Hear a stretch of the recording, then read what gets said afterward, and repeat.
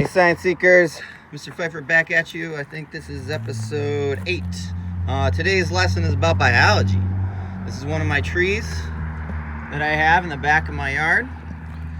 And today we're looking at an incredible kingdom known as the Fungi Kingdom. Okay? These are a specific type of fungi, all right? Fungi are one of my favorite kingdoms and things to study. We're getting into fungi season here. Spring, especially when it gets a little bit warmer out and it's wet outside, is the prime time for fungus to grow, all right? A couple things about fungi you need to know. Number one, they're decomposers. This is a type of fungus that grows, it's called turkey tail, because the fan of it looks like a turkey. You can rip a little bit off. You can see it looks kind of like a turkey's tail, okay? On the back, if we look at the back of it, there's these little tiny pores, these little holes.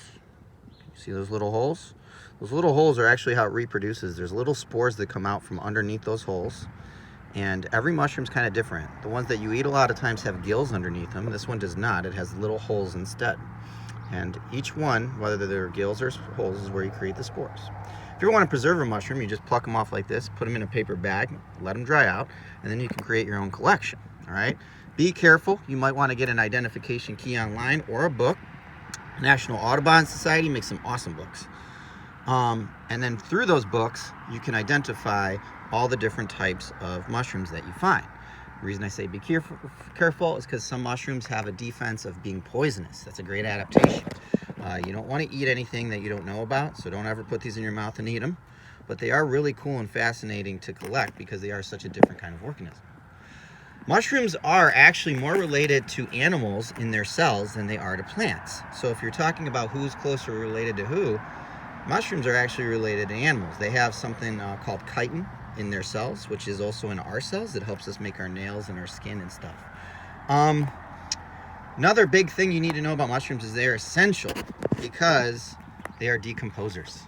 They help break down all of the living matter in our system. So when things die, mushrooms start to grow on them, which is why a lot of times in a forest you'll see mushrooms growing on dead trees.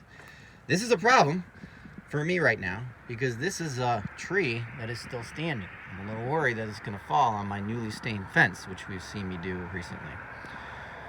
So I got to deal with this summer. We might have another episode where you see me take down a tree with a chainsaw. We'll see.